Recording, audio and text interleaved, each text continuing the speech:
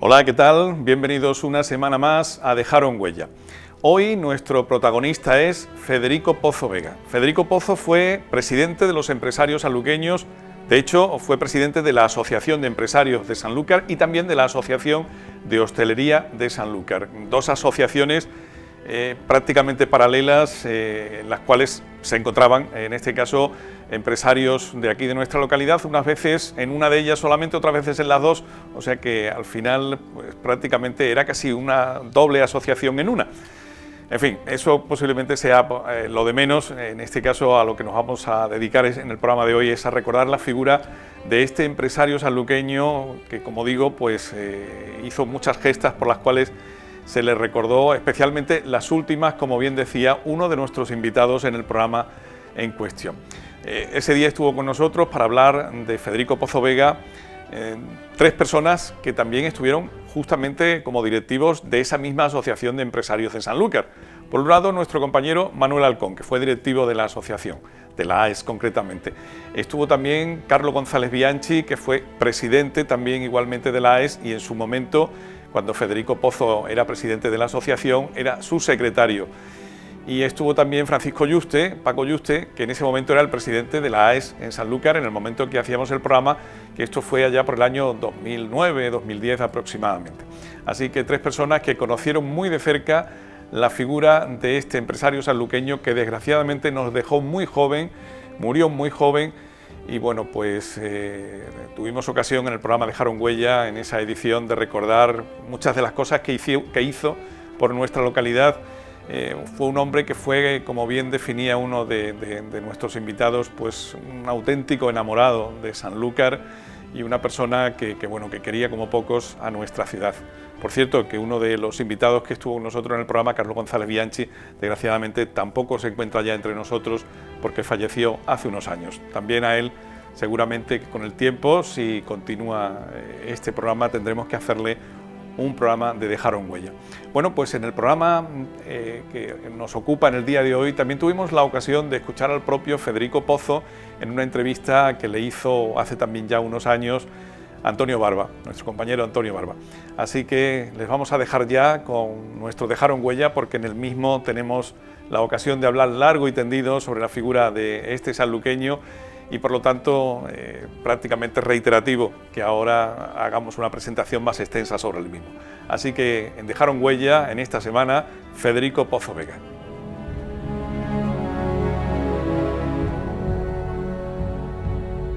Muy buenas noches, bienvenidos una semana más a Dejaron Huella.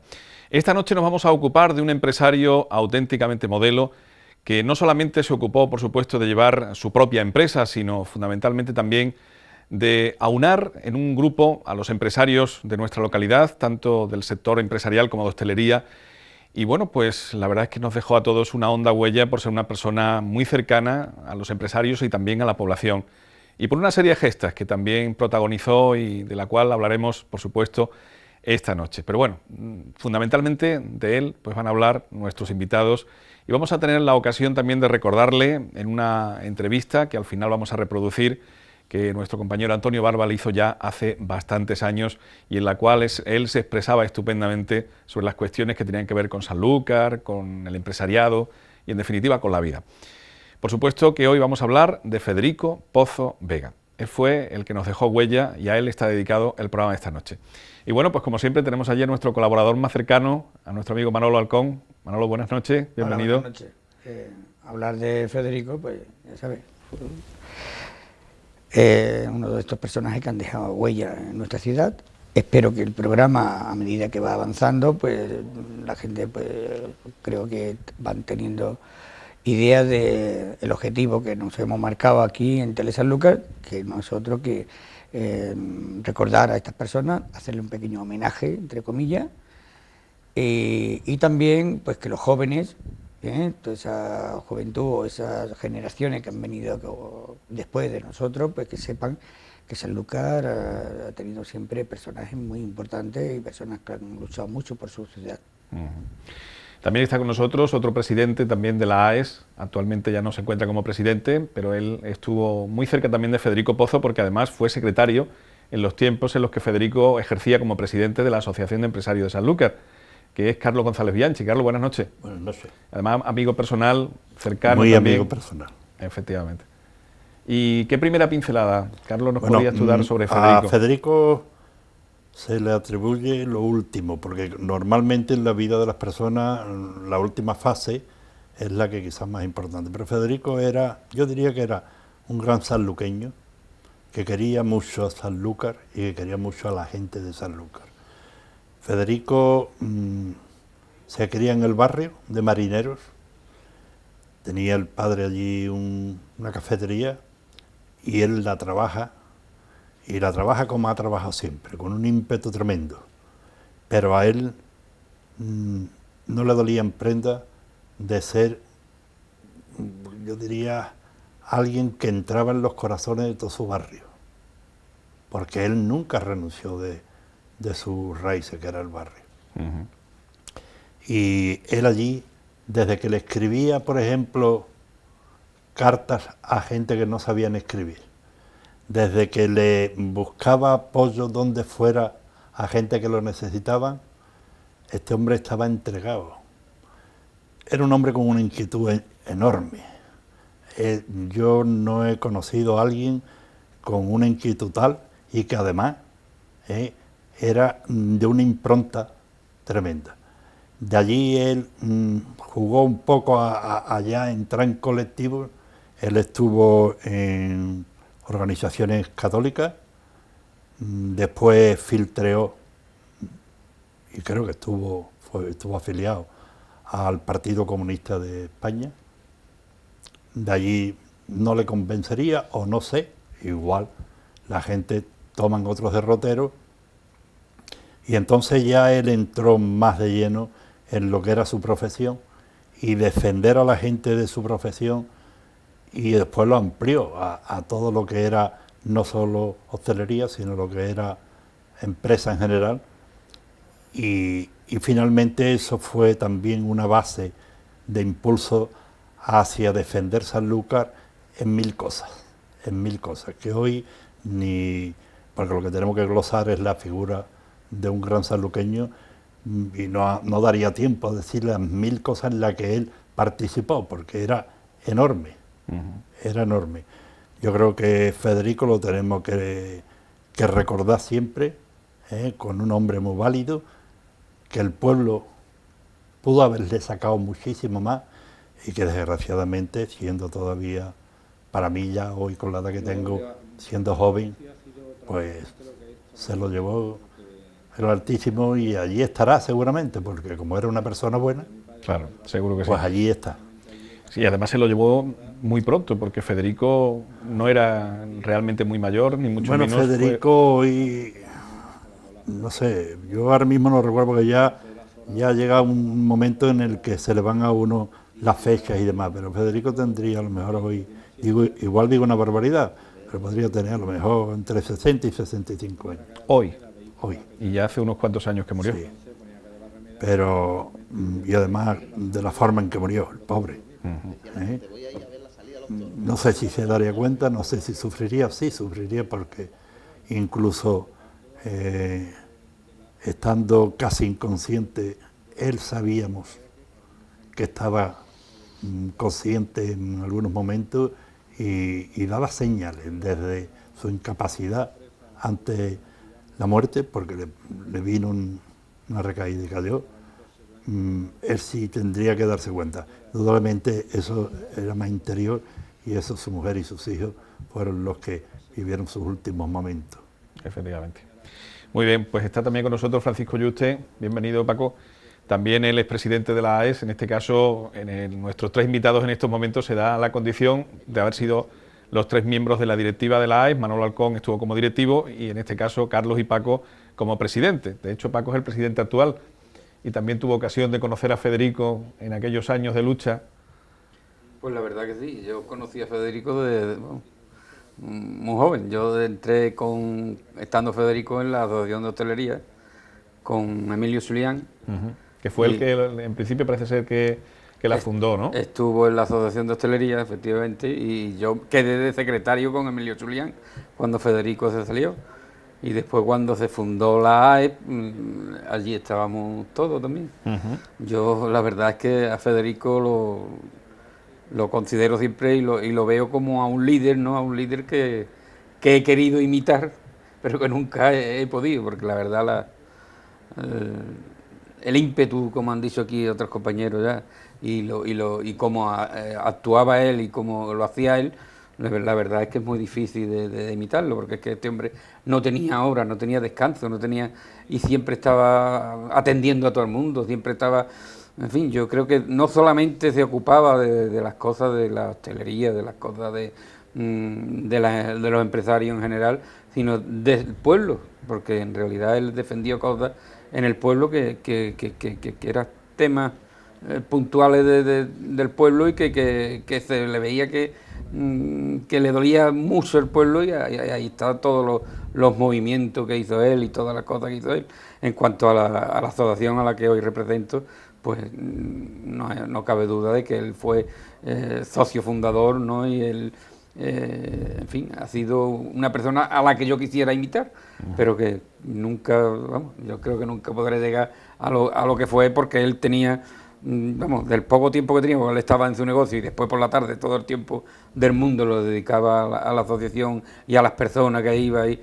Pero claro, eso hay poca gente con esa capacidad de trabajo como tenía él, y esa capacidad en fin, y como ha dicho aquí, un sanluqueño que sentía mucho a las personas y que oía a todo el mundo, y que, en fin, a mí me cabe esto de haber estado con él y de haber aprendido un poquito de él. Era una persona, por lo tanto, que tenía un carisma, que tenía arrastre para impulsar los proyectos, una persona que ilusionaba a la gente. Carisma hasta le sobraba. Sí. Y además, este hombre tenía algo, y no tenía prejuicios de nada. Y era muy inteligente, porque él creo que se reunió, y no es porque a mí me eligiera, pero creo que se reunió de gente que le pudiera ayudar. La fundadora, la primera presidenta, no la fundadora, fue Gerarda de la asociación, y él dentro de la asociación pues tuvo gente como Pepe Gómez, estuvo Paco, estuvo el difunto Manolo Cueva, en fin, una serie pero en todos los sectores, aglutinó a todos los sectores, por lo tanto, usted sabía. Pero a mí una de las cosas que me causaba más impresión de él es que trabajaba mucho a golpe de corazón. Para pensar, ya tenía los demás. Pero él a golpe de corazón. Yo recuerdo una vez que llego allí al despacho de él y lo veo hablando y escuchándolo. Y yo digo, ¿con quién está hablando este hombre? Bueno, era un tema de la ciudad. Era un tema de la ciudad. Y para defender el tema de la ciudad, porque creo que él estaba hablando con el alcalde de San Fernando, que no había hablado en su vida. O nos habíamos visto a lo mejor en alguna de estas reuniones que se formaban en Cádiz, y que allí, bueno, pues un saludo y ya está. Pero él tenía esa impronta y le daba igual, fuera el que fuera. Él sí creía que era justo y que tenía que reivindicar de esto. Mucho hablábamos nosotros de si la AE se inmiscuía en política, lo que era política. Esa era otra de las preguntas que os quería poner también un poco encima de la mesa, porque en algún momento, en este caso, se ha tachado o se ha tildado un poquito a la AES de entrar en algunas cuestiones políticas de la ciudad. Es que mira, el ciudadano debe entrar en política siempre, debe entrar. Y si es una organización como era la AE, tan amplia en ese tejido empresarial de Sanlúcar, pues indudablemente teníamos que chocar con cosas. Por ejemplo, en algo y además que fue la manifestación más enorme que se ha hecho en Sanlúcar, que fue la del muro, el famoso y diría, muro. bueno, y el muro que entra en una especie de urbanismo, pues sí, tenía su importancia, porque el muro podría estropear una parte de nuestro turismo, que a la vez era benefactor para para la hostelería en particular y para el pequeño comercio, háblese de la plaza, porque si ustedes observáis hoy mismo, lo que es la plaza es el devenir de gente de fuera los sábados, es estupendo. Y además voy a aprovechar, saliéndome un poco del guión, perdonadme, pero voy a aprovechar.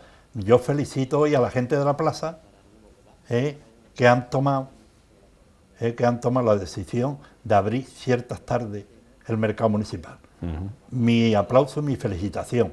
Yo eso lo había pensado muchas veces porque he ido a mercados de Madrid y a mercados, particularmente el de las Ramblas de Cataluña, y tú vas en este tiempo para las 9 de la noche y todavía hay puestos allí un mercado antiquísimo y además muy bien surtido, y yo decía, ¿y en mi pueblo por qué no se puede hacer eso? Que además va a atraer gente, si hoy trae 4 va a traer de esto. Por eso, pues él defendía todo ese tema, y lo defendía con uñas y dientes. Y si tenía que hablar, vamos, porque en este caso dejemos a la jerarquía eclesiástica, pero si tenía que hablar con el Papa, él hubiera hablado, igual que habló con Monseñor Amigo en otros sectores en el que él también estuvo, que eso sí lo fundamos Manolo Díaz, él y yo, que es la ASEA, y nos traímos aquí pues a muchos personajes a través de la ASEA y de todos los que configurábamos la asociación. Es que la asociación también era un fermento de gente. Tuvimos la suerte de entrar gente muy buena. Que podéis opinar también, no esperar que yo os pregunte, porque sé que estáis ahí queriendo también apostillar cosas. Yo quiero decir una cosa, y es que Manolo estaba como directivo de la AES, pero porque Carlos aglutinaba a todos los sectores, más o menos en su junta directiva, era representante de los sectores. Federico, y yo ¿no? estaba, Federico. o sea, Federico... Porque Carlos fue después. Federico aglutinaba a todos los sectores. Entonces yo estaba como medio de comunicación, o sea, yo era de la TDC, como TDC era miembro asociado a la AES, la TDC tenía un representante, o sea, yo era como representante de la TDC, pero que me tocaba siempre a mí. O sea, no sé por qué, algunas veces me ha tocado algún compañero, pero de los 6 socios que éramos, ¿no? de esta casa, pero que me tocaba a mí siempre, y pues tenía esa amistad más con Carlos y más unión, y dicho sea de paso, tuvimos pues bien, el privilegio de ser una de las primeras empresas a la cual fue la empresa del año, que se inició por aquellos años 92, 93, y a nosotros nos tocó en el 94. Este año ha tocado a Casa Balbino, que precisamente a Federico además le ha encantado, porque lo habrá visto desde el cielo y ha visto que ha sido una buena elección, ¿no? Bueno, a él porque era costa de hostelería, era su gente, y lógicamente estará muy contento de que este año Casa Balbino haya sido empresa del año, ¿no? Pero dicho esto, yo creo que tienen mucho que contar Paco y Paco, Carlos, que también ha sido, y bueno, yo no imagino que esto del tema este que apuntaba Carlos antes de la política y la asociación de empresarios, Paco, que ha sido político también y ahora mismo está más metido en el tema de su papel, en este caso como presidente de la asociación. Yo creo que la política realmente no se puede desprender de la vida de la persona. Todo es política. El hombre, ¿no? como se suele decir, es político ya desde que nace, porque tiene unas apetencias, tiene unas actitudes, tiene unas reivindicaciones, tiene, en fin. ¿Tú cómo lo ves, Paco? El hombre se dice que es un animal político. Yo creo que la persona esta que dice que soy apolítico, eso no hay nadie que sea apolítico. Todo el mundo es político porque todo el mundo, en definitiva, mira por sí y por su pueblo, ¿no? Entonces, Federico era una persona que se inmiscuía en la política. No es que se inmiscuya en la política, Federico es que le encantaba defender las cosas de su pueblo y a través de la asociación, a través de todo donde estuvo, pues él defendía las cosas de su pueblo. O sea, pero una de las cosas que tiene los estatutos de la Asociación de Empresarios es precisamente lo que me pasó a mí. O sea, yo desde el principio, no desde el principio de la AES, sino desde el principio de la Asociación de Hostelería, estaba ahí, ¿no? Era uno más. Estuve de secretario, como he dicho, con Emilio Julián, estuve de tesorero también, y cuando se fundó la AES, los estatutos, recuerdo yo que a través de alguien, yo no me acuerdo, pero de traer unos estatutos de varios sitios de asociaciones, y los estatutos actuales los aporté yo, vamos. Y se cogieron de un sitio y de otro y se hizo los estatutos. Y una de las cosas que tenía era que si tú te hacías político, ya no pertenecía a la AES, que es lo que me pasó a mí. O sea, al yo estar como estaba también siempre, Yo he estado prácticamente desde que fundó Alianza Popular, en Alianza Popular, al decidir ser político ya de estar en activo, pues eso causé baja de la AE en ese momento, o sea, causé baja de la directiva de la AE. Y eso, una cosa también, hombre, Federico era político, pero también sabía poner las cosas para que no se inmiscuyera una cosa con la otra. Era el cargo político, no el político.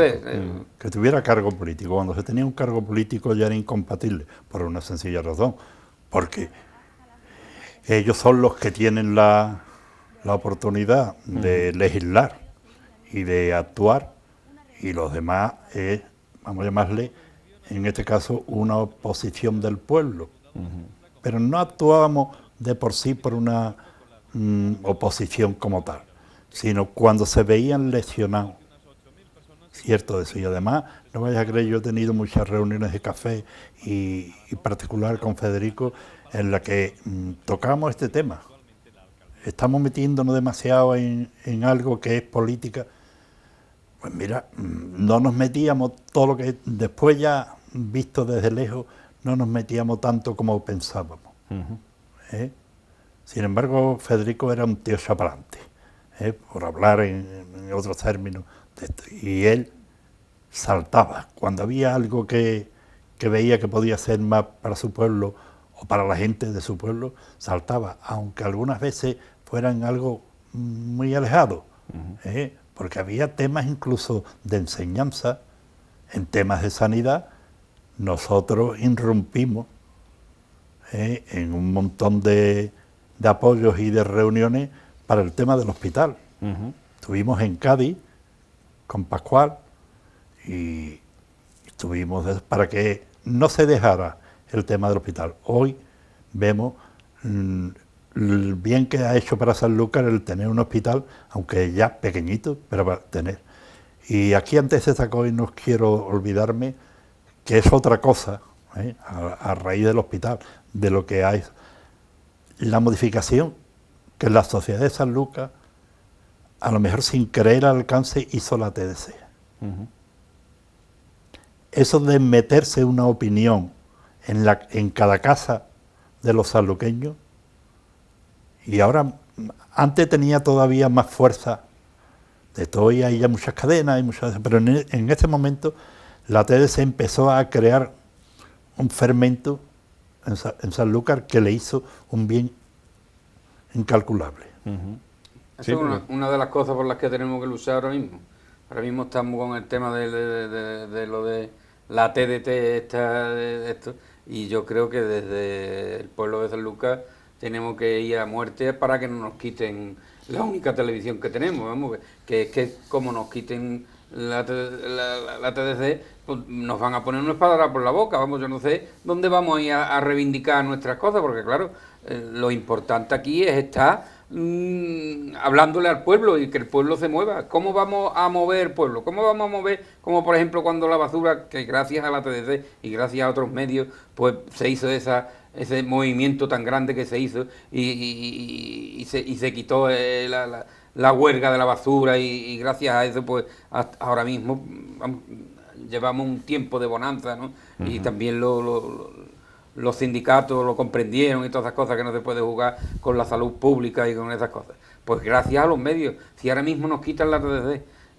ahí es donde estaba Federico, ahí es donde debemos de estar nosotros, vamos. Y ahí desde luego estaremos los que estemos en la asociación de empresarios en su momento luchando. Ahora mismo estamos luchando desde luego también, a lo mejor no con no sé cómo decirlo, para no la beligerancia o la fuerza que tenía Federico, pero sí estamos día a día, vamos, la Junta Directiva actual, no hay un día que no tenga una reunión de una cosa, una reunión que no otra. Se está haciendo más una labor callada, porque desde que entró la Junta Directiva actual, pues preferimos eso. Pero hay veces que yo echo de menos, la verdad, y que digo yo, por eso digo que es muy difícil ser como Federico. Esa cosa que tenía, ese empuje que tenía, ese rodearse de gente y todo el mundo a una, pues es difícil de hacerlo, pero Claro, porque era una gran valentía lo que este hombre tenía, Sí, sí, sí. de, en este caso, ponerse el mundo por montera y tirar para adelante. Y además una cosa, porque muchas veces a lo mejor uno se para un poco porque dice, a ver si voy a meter la pata en esto, en aquello, o voy a crearme este problema o el otro. Yo recuerdo que cuando lo del tema del muro, por ejemplo, que citabais antes, yo creo que incluso por parte del ayuntamiento, me parece recordar que incluso se habló de la posibilidad de incluso interponerle una denuncia por delito de sedición en aquel momento, por, digamos, crear o agrupar a la población queriendo tirar el muro, sí, es digamos, siempre, del paseo marítimo. Siempre se nos tachaba un poco de que eso era inmiscuirse en política. Efectivamente, y mucho más en aquellos años. Entonces hay que tener valentía para decir, señores, vamos a tirar el muro, cuando eso le podía acarrear incluso a él hasta delito de cárcel, por ejemplo, ¿no? Yo puedo decir, Pepe, que Federico, en el tiempo que estuve con él en la y después personalmente, que le hice no sé cuántas cientos de entrevistas y ruedas de prensa que él hacía, no cabe duda de que, al igual que hace ahora Paco, posiblemente, seguramente, antes de hacer o ejecutar una acción, él la consultaba con su gente de junta directiva. Siempre se reunían y decía, señores, creo que este es el camino. Y lo que ha dicho Paco, él tenía la capacidad, esa capacidad de decir, vamos a esto. Y animaba a todos los que le rodeábamos y decíamos, pues venga, pues para adelante, pero con todas las consecuencias, no pasaba nada. Y fueron años en los que Federico dejó su impronta y dejó su huella porque era un hombre valiente, un hombre que transmitía valentía, transmitía ilusión, transmitía... y además, ¿por qué no decirlo? Incluso marcaba las pautas del desarrollo de la ciudad un poco, porque cuando se veía que las cosas estaban haciéndose mal, había que poner bien pared porque alguien tenía que parar aquello. Lo del muro era algo que clamaba al cielo y mira por dónde salió de la AES, salió de la Asociación de Empresarios y dice, hasta aquí no, esto no. Y claro, cuando se une a un pueblo entero diciendo no a esto, si somos el pueblo, pues pasa de todo, que es lo que la palabra pasota, pues bueno, es que somos muy pasotas y permitimos que hagan todo lo que quieran los políticos. Bueno, pues eso a veces dice, no, tenemos lo que nos merecemos. Bueno, esas frases yo creo que son frases que se suelen dar, o se suelen comentar, pero no es así. Los saluqueños, entre ellos Federico, fue una de las personas que se ponía delante, sea del político de turno que estuviera, el delegado que fuera, y reivindicaba en nombre de todos los saluqueños, porque no solamente eran los empresarios, sino también de cualquier saluqueño, de todos, reivindicaba que aquello no estaba bien. Pero siempre él lo consultaba. Él, antes de dar un paso, decía, voy a ver si yo puedo estar equivocado o no estoy equivocado. Y entonces cuando le decíamos, no está equivocado Federico, lleva razón. Y entonces se le apoyaba y tenía el apoyo unánime de toda una junta, claro está. O sea, que actuaba con valentía, pero no, desde luego, con inconsciencia. No, ni mucho menos. Efectivamente. Que era una persona tenía que... un don de persona, tenía un don de palabra, tenía un don que es lo que decíamos al principio, que era cosa. capaz de ilusionar con el proyecto que él tenía a las personas que le rodeaban, y eso es una capacidad de liderazgo que el hombre ostentaba, era un líder. que era Era un tremendo. líder. Que podía haber sido perfectamente, a lo mejor, no sé, pienso yo, si se hubiera presentado para alcalde o para cualquier cosa, Salía, a lo seguro. mejor un candidato Hubiera bastante salido, bueno, ¿no? Hubiera salido. Posiblemente, digo yo. Posiblemente, pero vamos, él, vamos, no sé yo, el tema del político de Hasta Federico... ese punto hasta llegó ese punto yo creo que no. Nunca yo llegó creo a que decir- con la asociación de empresarios, con la asociación de hostelería, estaba el... Cubierto, ¿no? Cubierto. Es que estas cosas también queman mucho, Pepe. Claro. Yo ya hablo por experiencia, ¿no? Llevo 9 años en la asociación de empresarios y estoy un poquillo quemado. Y yo creo que él, con los años que llevaba ya en la asociación de empresarios, con los años que... Pues la verdad es que él tuvo un momento en que tenía mucha gente en contra, por lo mismo que tiene, porque tenía una jarta de gente a favor, mucha más gente, pero también son mucha gente en contra. También había, diremos, enemigos, políticos o no políticos, pero había personas que en fin, que no comulgaba con las ideas o con las cosas en su momento, ¿no? Y a mí me consta, ¿no? O sea, que ese cargo quema mucho. Yo estoy deseando ya que me jubilen de lo que es la presidencia. De hecho, el año pasado yo no me he presentado, ¿eh? Yo estoy en la asociación de empresarios ahora mismo esperando un sustituto. Pero como el año pasado, cuando se hizo las elecciones, nadie se presentó, pues ahí estoy. Pero bueno, yo quiero convocar ya elecciones y a ver si hay alguna persona que se hace, porque es que la asociación de empresarios, la asociación que fundó Federico y que fundaron otras personas, que fundamos otras personas, pues le hace mucha falta a San Lucas. Yo creo que, al igual que habéis dicho lo de la TDC, la Asociación de Empresarios ha sido una asociación que ha marcado y que ha hecho ir a los políticos cuando se ha torcido un poquito, ahí ha estado, y creo que esto no se debe de perder.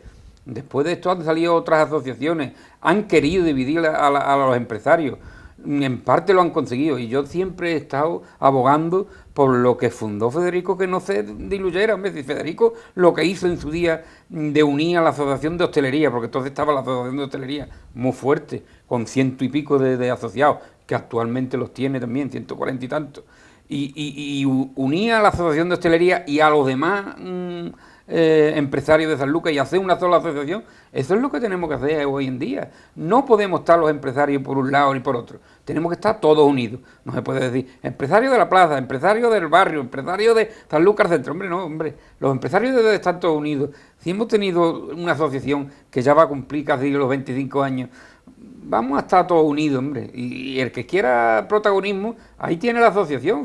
Ahí no hay nadie quiere ser protagonista. Lo que queremos es que esto vaya para adelante y que defienda los intereses de los empresarios, que era en definitiva lo que hacía es defender los intereses de los empresarios y a la vez los intereses de todos los sanluqueños. Claro, está claro que divide y vencerá. En este caso hay que hacer lo contrario para no vencerse uno mismo, no dividirse en definitiva. Bueno, ¿os parece que vayamos a la calle un momentito y veamos algunas de las impresiones que hemos podido recoger precisamente a pie de calle de las personas, en este caso a ver si recuerdan o no recuerdan a Federico Pozo? Muy bien. Pues vámonos con esa encuesta que siempre hacemos aquí en el programa.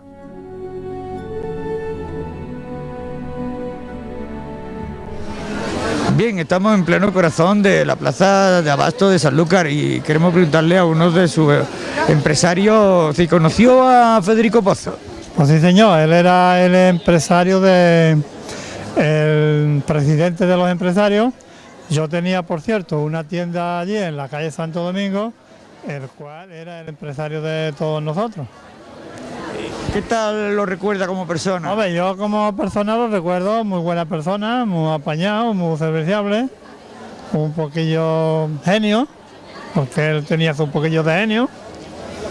Y nada más, luego ya nos vinimos aquí a la plaza y lo conozco de aquí, de su negocio y de su eso, que de su casa entraba y salía. Vale, pues muchas gracias, ¿eh? No las merece. Yo me tengo que ir. ¿Cómo? ¿Tu nombre? Rosa. Bien, ahora estamos con Rosa, un sitio casi frente a Federico Pozo, donde él tenía su cafetería. ¿Te acuerdas de Federico Pozo? Sí, claro. Me acuerdo muy bien de él. Buen hombre.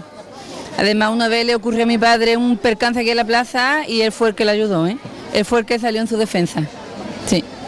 Como presidente de la Asociación de Empresarios, que es donde más llevó parte de su vida. Espérate que nos despase. No me he enterado, me habla esta mujer y no me he enterado. No, como presidente de la Asociación de Empresarios que fue, ¿cómo recuerda su lucha en pro de todos los comerciantes? Fue de los primeros, ¿no? El primero, por eso el primer hombre tenía muchas ganas. Hizo muchas cosas. Sí. Horta Base, ¿no? Con Horta Base. Yo estaba con Horta Base. ¿Y qué pueden comentar? ¿Cómo era como persona? Hombre, como persona, muy buena persona. Y sus hijos también. Sí. La mujer es prima muy buena de mi... persona. La mujer es mi prima. Buena persona. Le dijo en plena faena, Sí. Rosa, está usted con el trabajo. Gracias, ¿eh? Nada. Déjame. Bien, nuestro amigo Pedro Silva Pedro Perejón nos podrá hablar de Federico también. Federico, ¿qué significó para tu vida, para mí, la gente de la plaza? Para Federico, para atrás sería mucho, pero para mí tengo un recuerdo a él que no se puede olvidar. Un día estábamos aquí en la plaza y llegó uno aquí, malaje, y metió la pata. Y aquí vamos a pelearnos, total. Entonces, como le eché una media cojones, me dice, por ahora voy a ir por mi trupe.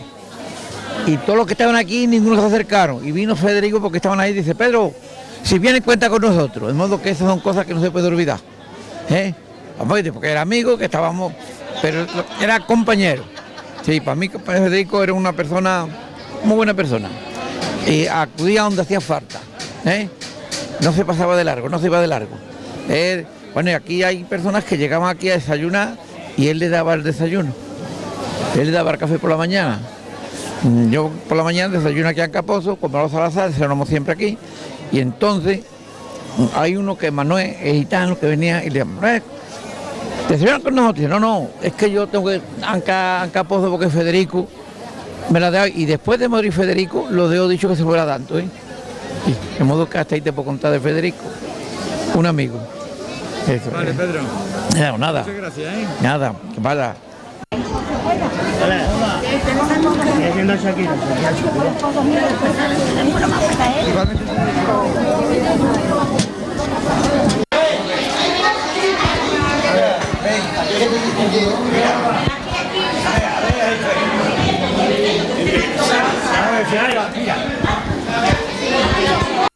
Sí. ¿Puedo entrevistar para...? Pero no me pregunté nada. No me pregunté nada. de Federico,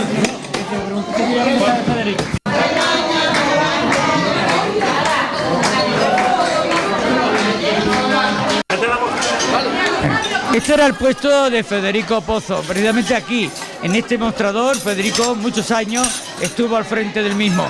Ahora Juan lleva también muchos años también, pero ¿qué me puede contar o qué recordáis de vuestro jefe Federico Pozo? Hombre, nosotros recordamos de Federico Pozo que era una persona muy activa, nos quería bastante, luchó bastante por defendernos, porque pasamos épocas muy duras en el trabajo, y él nos defendió hasta última hora, y la verdad es que en los 18 años que yo he estado con él, a mí siempre me ha tratado y nos ha tratado a todos como verdaderos hijos. El público en Casa Pozo, Federico, era algo especial venir aquí la gente. ¿Por qué vienen tanta gente a Casa Pozo? Porque aquí la gente, si pueden mirar la cantidad de criaturitas estas pequeñas, pues esta gente son futuros clientes de Casa Pozo. Son clientes de toda la vida de Dios y personas que llevan entrando aquí prácticamente toda la vida. Y con Federico Pozo, pues ellos siempre han tenido una amistad bastante grande, y hay personas que se han criado con él, y bastantes clientes. Hay bastantes clientes que llegan desde por la mañana y están aquí 2 o 3 horas charlando, tomando café, y como si fuéramos una familia con nuestros clientes.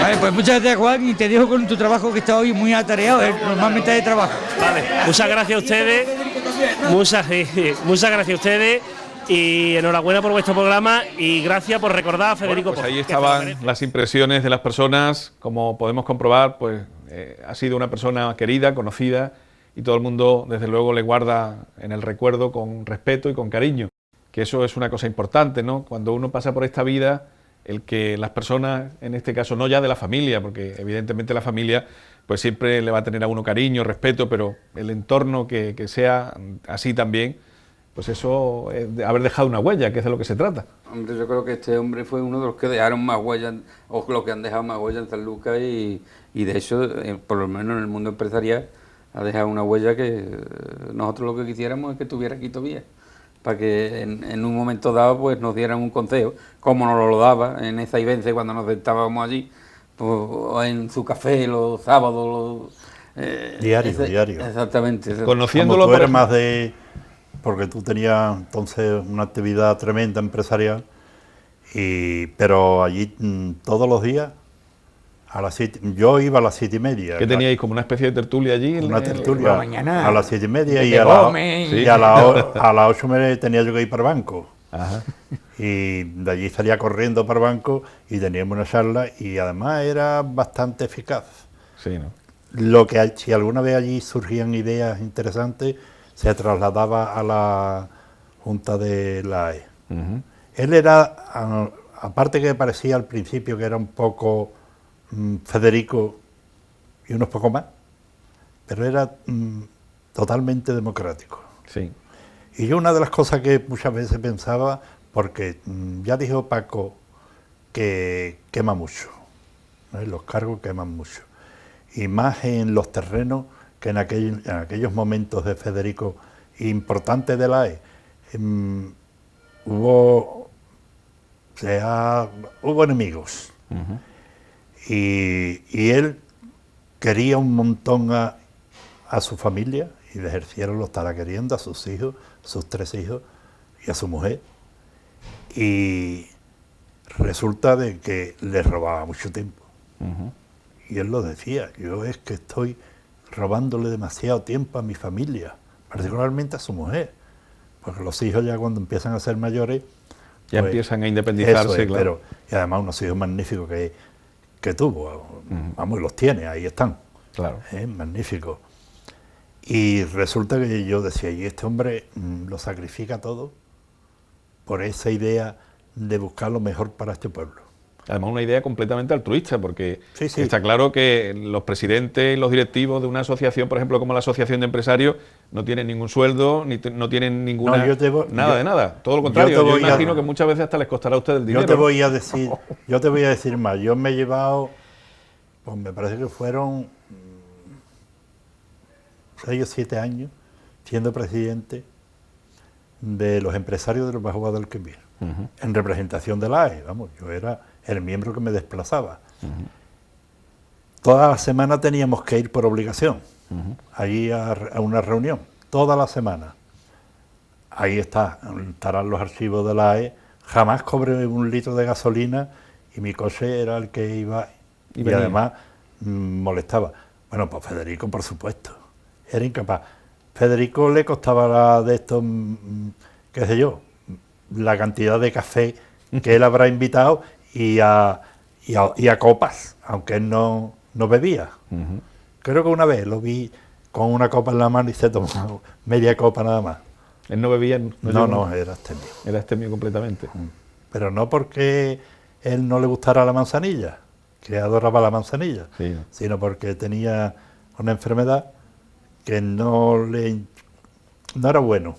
A lo mejor él se lo tomó tan a pecho como se tomaba todo. Era una persona, por lo tanto, muy responsable, ¿no? Sí, totalmente. Porque vemos evidentemente a personas que... Si alguna vez la responsabilidad se le quedó un poco corta, era porque el amor que tenía a cosas que a él le parecía que estaban mal y que los demás lo apoyaban, porque nos parecía también, rozábamos ese nivel que donde te pasas de la raya no te pasa. Pero Federico estará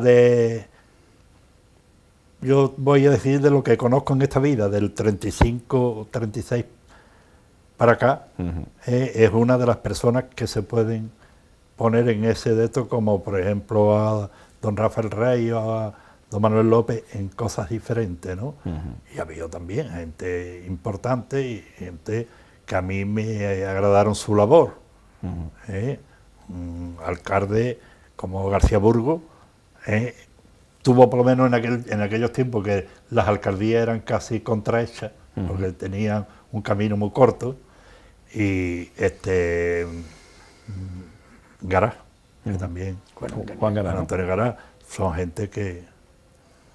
Y después gente que en la política, metido dentro de la política también han hecho una labor y se han quemado, no han brillado, pero que han estado ahí calladamente haciendo una labor muy interesante y muy positiva para la ciudad. Han hecho mucho por San Lucas. Después, pues en fin, como en la política, más que en los cargos de asociaciones y demás, se ven a los políticos más por lo que no hacen que por lo que hacen.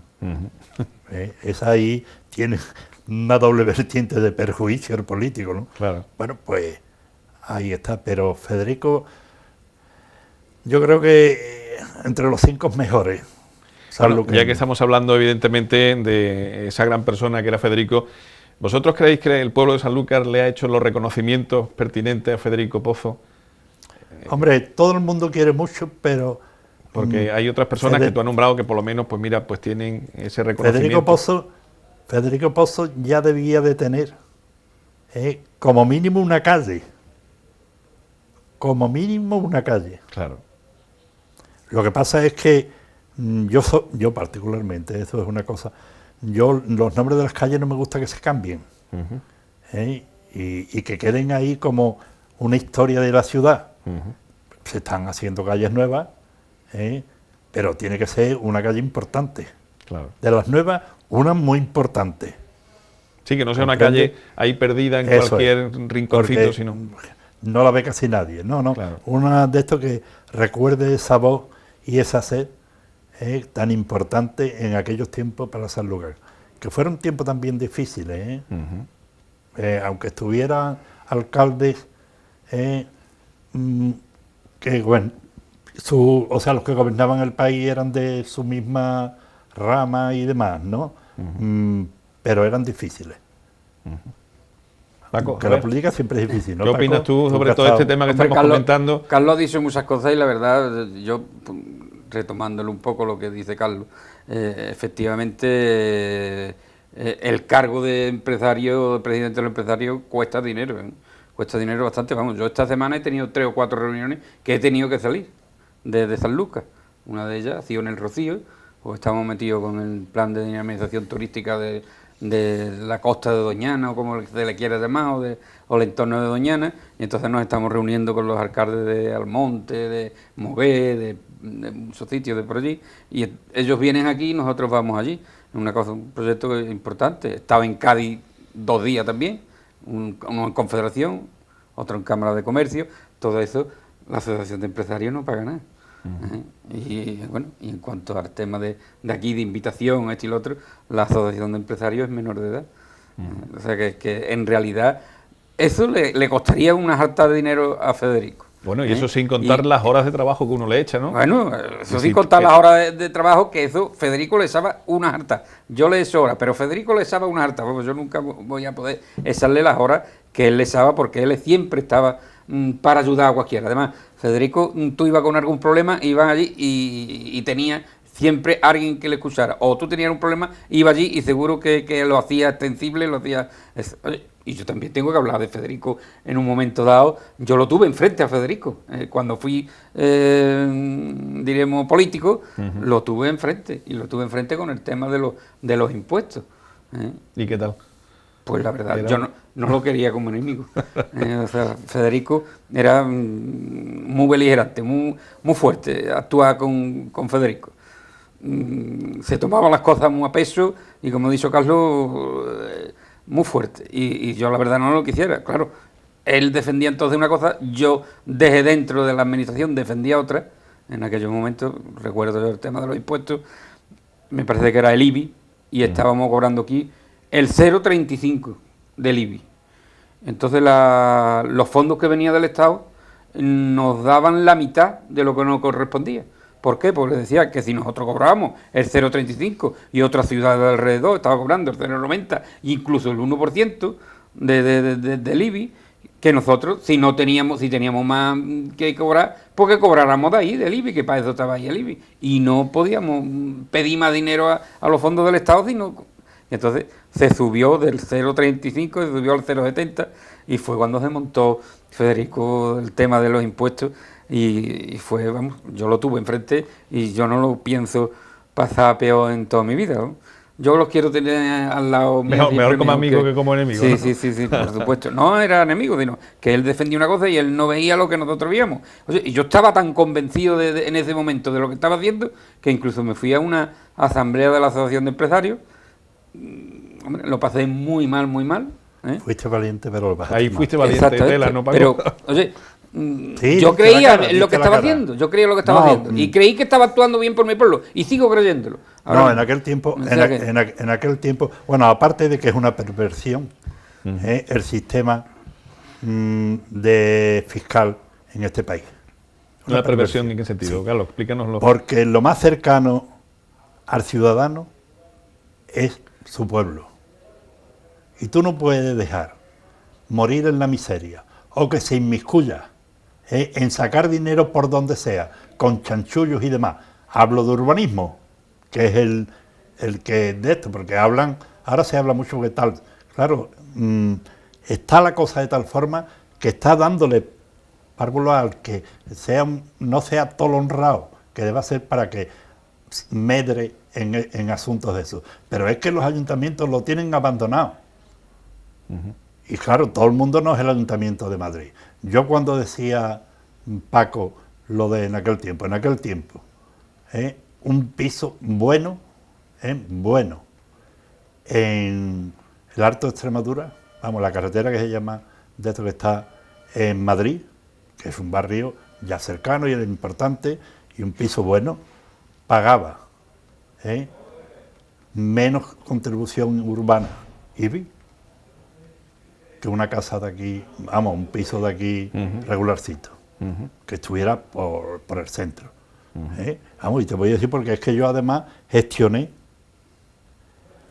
el tema ese de ese dichoso piso de Madrid, y además me atendieron en el Ayuntamiento de Madrid. Y hoy estás viendo la autonomía que tiene unos impuestos más bajos de toda España, es la de Madrid. Y sin embargo, tiene unas recaudaciones extraordinarias. Y ahora que estamos en una crisis económica, yo, en la cuestión de economía, tengo que decir que esa filosofía que hubo en el PP, en el decir, bajemos los impuestos, que eso va a traernos creación de empleo. Y si yo pierdo un 10% al bajar los impuestos, o un 20%, voy a recaudar más, porque la actividad se me va a fomentar y se va a poner un 30%. Y entonces los ingresos que entran van a ser mayores. Van a ser mayores. Y esa es una filosofía, claro, es una filosofía de derecha, es una filosofía empresarial, pero en definitiva, ahora que es empresario solo, ahora tiene que decir, es que los impuestos nos deben bajar. Aquí no podemos estar nosotros con el 35% o el 30%, depende, en las empresas que paguen el impuesto sobre sociedades. ¿Por qué? Porque estamos en la Unión Europea y hay un montón de naciones, creo que España está entre las 3 más caras en el impuesto sobre sociedades, que eso es, en este mundo globalizado, eso es una falta o una competencia, una falta de transferencias normales que se convierte en una competencia de esos países. Claro, porque los empresarios se sitúan en los países donde pagan menos impuestos. Hombre, claro. Se sitúa o están situados. Bueno, de hecho ya estarán situados. Están situados en España y están situados en, yo qué sé, por decirte algo, en Portugal. Y entonces tienen una fábrica en Portugal que hace piezas para España, entonces allí en Portugal le ponen las piezas tal de eso, y a la fábrica de España le cuesta esas piezas mucho más caras, con lo cual en España no está dando beneficio y está dando beneficio en Portugal, porque a lo mejor allí el impuesto de sociedad está al 18 claro, y aquí está al 35. Ese es lo que está queriendo decir Carlos. Entonces es muy sencillo. Aquí no recaudan nada, porque como bien ha dicho es un mercado global, no recauda nada en España y sí lo está recaudando en otro sitio que le interesa a ellos más porque está pagando menos impuestos de sociedades. Pero si hay algo más, está más regulado por la Unión Europea, que es el IVA. Y hay una franja ahí en la que se pueden mover los países, los gobiernos, porque ya también los gobiernos nacionales pierden competencia. Bueno, pues España está entre los 3, que los IVA son más altos. Y eso supone unos ingresos bestiales. Efectivamente. De todas formas, hay que espabilarse, desde luego, en la situación en la que estamos ahora mismo, porque se nos está hundiendo la economía. Esto se nos va un poco de lo que es el tema, de Federico. Aunque Federico también opinaría alguna vez. ¿Estos eran los temas que se hablaban allí? Aunque lo estamos, estos eran los temas que se hablaban en la tertulia. Y que le gustaba también, ¿no? Metiendo aquí, sabemos que Federico aplaude el que hablemos de estos temas, porque como bien ha dicho Paco, es que estos temas se hablaban mucho allí. Bueno, y Federico, ¿qué opinaba de estas cuestiones? Carlos, tú que le conocías y que además nos decía al principio que incluso tú crees que estuvo no solamente en una organización católica, sino después incluso hasta lo mejor militando en el Partido Comunista. Sí, estuvo, y además no lo negó. Por eso te digo, ¿cómo se veían estos temas por su parte? Porque es que él no encajaba en ningún tipo de partido. Él estuvo quizás ocasional para encontrar algo, algo que solo no... Sí, porque era una filosofía la suya que podía entrar perfectamente en la filosofía de él, que yo creo que era una filosofía totalmente cristiana, porque sus raíces eran cristianas. Yo no voy a decir católica ya, sino cristiana, y quizás de Jesús, el que vivió allí, que en aquellos tiempos, pues nada, él eso lo expandía fuera. Y si él creía y tenía la convicción de que eso era bueno para su gente, porque para él su gente era la humanidad entera, pero concretamente las de Sanlúcar. Él se volcaba. Y allí, él llegaba allí a la asociación a las 5 de la tarde. Tenía de que, como dijo alguien, no sé si Manuel Alcón, Él se levantaba a las 5:30 de la mañana. Bueno, pues a las 5:30 de la mañana creo que se quedaría dormido un poco en el sillón después de almorzar, pero por la tarde estaba libre porque su establecimiento abría nada más que por la mañana. Y él a las 5 ya estaba allí en la asociación. Era muy difícil que un día llegara tarde. Por eso te digo que él tenía conciencia de que abandonaban tanto a su familia. Y muchas veces salíamos a las 10, a las 11 de la noche de allí. A lo mejor salíamos un rato y nos íbamos una hora allí a Libense a tomar café, ¿no? Aprovechando que estáis aquí, los tres sois empresarios y teniendo en cuenta cómo está la situación actual, ¿cómo veis la cuestión? ¿Tiene esto algún tipo de arreglo? A nivel económico me refiero, y ya trasladándonos, por supuesto, a Sanlúcar, donde estamos pasando grandes apuros a nivel, en este caso, de Sanlúcar empresariado. Y en todos lados, ¿no? Yo que vengo de precisamente la ejecutiva del martes en Confederación de Empresarios fue, vamos, a mí me dejó muy aplastado, vamos, me vine allí porque las perspectivas que hay son perspectivas muy malas, vamos, ahora mismo el problema que tenemos es un problema de más bien, no es crisis económica, es una crisis de confianza. Y entonces, el problema que le puede pasar, y yo siempre hablo en plan empresarial, ¿no? O con mentalidad de empresario. Cuando a un empresario se le acaba la confianza, ese es el problema número uno que puede tener toda la administración y todos los gobernantes. Cuando a los empresarios se le acaba la confianza, entonces cuando puede haber problemas, porque el empresario deja de emplear, deja de invertir, y entonces, oye, que la mayoría de los empresarios son empresarios pequeñitos, o sea, son empresarios que tienen 7, 8, 1, 2, 3, y esas personas no pueden perder la confianza, y eso es lo que está pasando ahora mismo con la crisis esta, es una crisis de confianza, no es una crisis, y a esa crisis está colaborando los bancos para que esa crisis de confianza sea así, porque los bancos ahora mismo lo que está queriendo, y eso es lo que se trasladó allí, lo que está queriendo es sanear su economía y se están olvidando de lo que le están dando a ellos la economía, que son los empresarios. Lo primero que hay que hacer es ayudarle a los empresarios, y los gobiernos lo que tienen que hacer es ayudarle a los empresarios.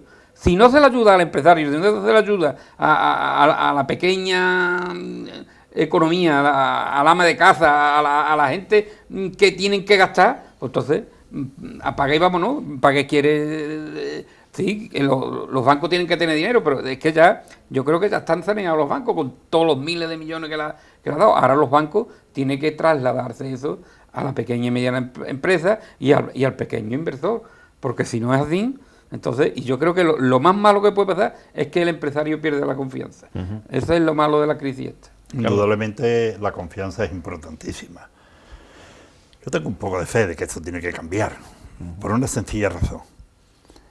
En el mundo hay una fuerza monetaria tremenda que se está concentrando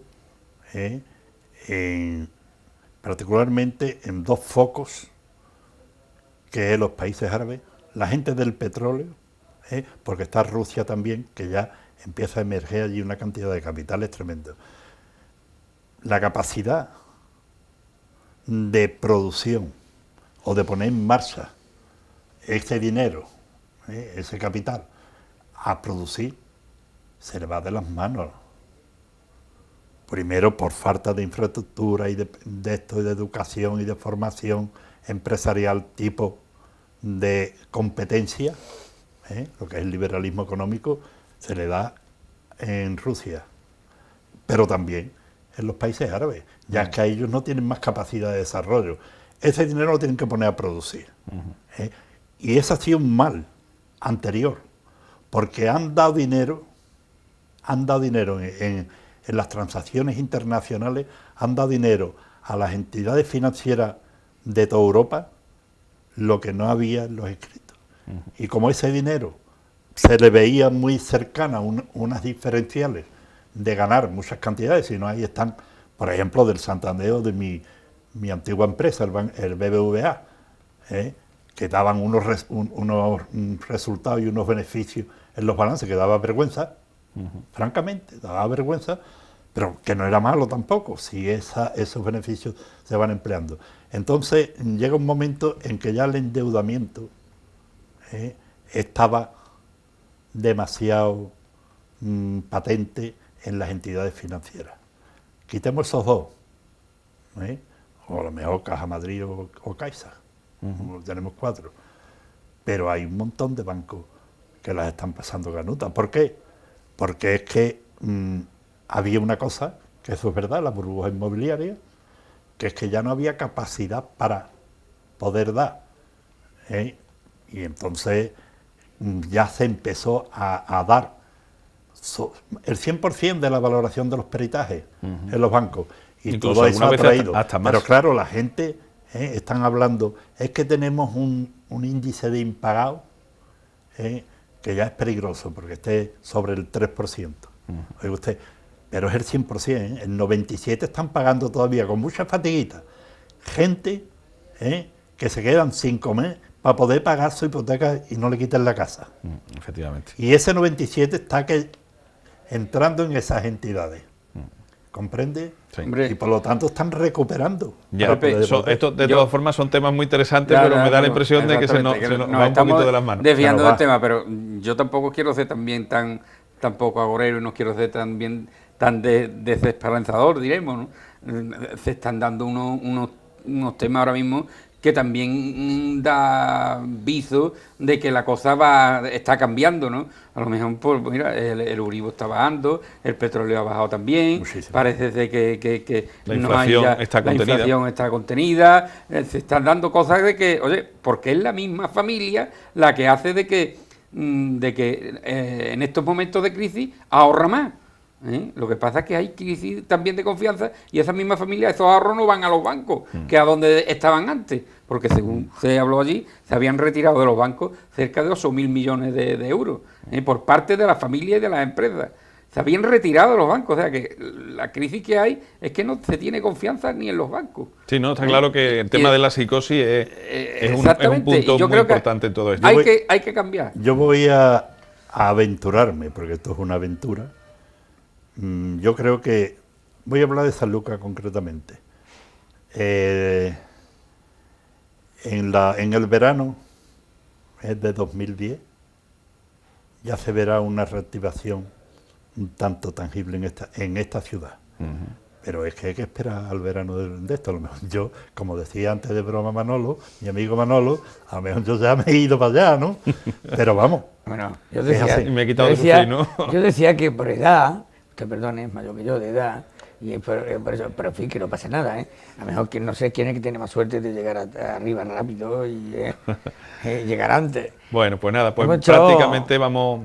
Yo también quería haber conocido la opinión de Manolo sobre este tema que estamos hablando, pero nos acaba de avisar el compañero Tequi, que está en control, que se nos acaba el programa. Bueno, yo perdona, yo quiero de esto. Vamos a aprovechar, porque sé qué es lo que piensan los tres, de un tema que hemos tocado aquí. Desde esta tribuna quiero llamar la atención a los poderes públicos para que le hagan justicia a Federico Pozo. Eso es, perfectamente. Yo me apunto también. Yo se le brinde ese homenaje público. Para terminar, me gustaría decir, Pepe, que Federico está aquí. Lo que pasa es que no lo hemos visto así. Está su alma aquí y está en nuestro recuerdo, porque él hubiera disfrutado.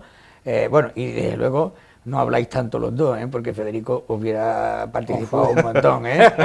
Y yo, mira que Manolo Alcón habla por los codos, pero que yo he estado escuchando a vosotros y yo decía, Federico, ¿qué hago? No lo corto, ¿no? Porque, en fin, vamos a escuchar lo que... En fin, esa es la verdad, que Federico se merece todo un reconocimiento del pueblo y aquellas personas que nos estén escuchando se puedan adherir, o incluso los políticos que estén viendo este programa, les quiero decir que le transmitimos este mensaje desde este sencillo y recordable programa, que es simplemente recordar a aquellas personas que hicieron mucho por Sanlúcar. Federico Pozo creo que fue una de las personas que en su posición sí dio toda su vida por Sanlúcar de Barrameda, y eso hay que reconocerlo. Y bueno, vamos a terminar con Paco, que hay que decir también, en honor a la verdad, que fue precisamente el inventor de la idea de este programa. Yo quería decirlo también aquí para que todo el mundo lo supiera.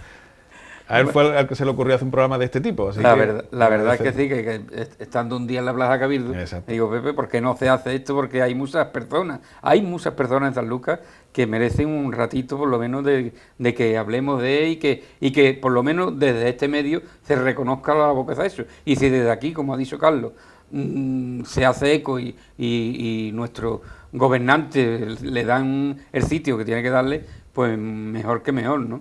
Pero hay personas que ya no están con nosotros, pero que han marcado huellas y yo creo que este programa lo van a resucitar, por lo menos mientras que estemos hablando de ellos no están aquí con nosotros y eso es lo bueno. Sí.